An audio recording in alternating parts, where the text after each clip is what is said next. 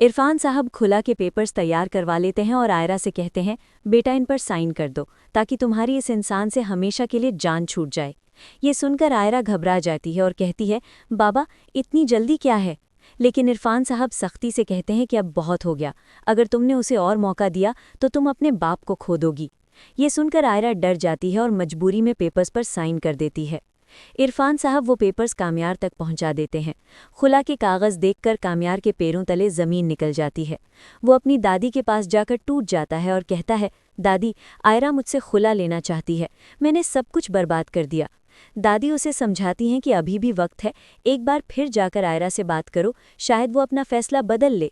कामयार तुरंत आयरा के घर पहुंचता है, लेकिन दरवाजे पर इरफान साहब मिलते हैं और उसे रोक लेते हैं। कामयार कहता है कि वो आयरा से एक बार बात करना चाहता है, मगर इरफान साहब उसकी एक नहीं सुनते और कहते हैं कि आयरा तुम्हारी शक्ल भी नहीं देखना चाहती, यहाँ से चले जाओ। कामयार फिर से टूट जाता है और वापस लौट जाता है।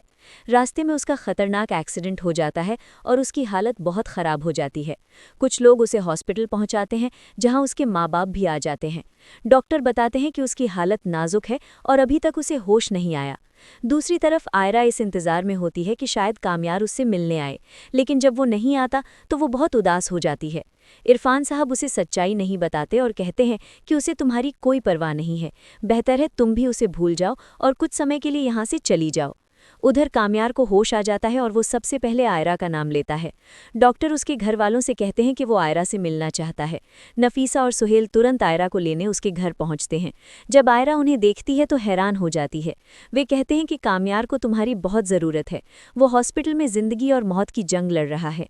इरफान साहब उन्हें रोकने की कोशिश करते हैं, लेकिन आयरा रोते हुए कहती है, बाबा प्लीज़ मुझे जाने दे। आखिरकार आयरा हॉस्पिटल पहुंचती है। कामयार उसे देखकर खुश हो जाता है। दोनों एक दूसरे से माफ़ी मांगते हैं और अपने गिले शिकवे ख़त्म कर देते हैं। धीरे धीरे कामयार की तबीयत ठीक होने लगती है और वो घर वापस आ जाता है। आयरा उसका बहुत ख्याल रखती है और उनकी कहानी एक खुशहाल मोड़ ले लेती है। दूसरी तरफ फारिया भी अपनी मां के साथ हमेशा के लिए देश छोड़कर चली जाती है। इरफान साहब की नाराज़गी भी आखिरकार ख़त्म हो जाती है और सब कुछ ठीक हो जाता है।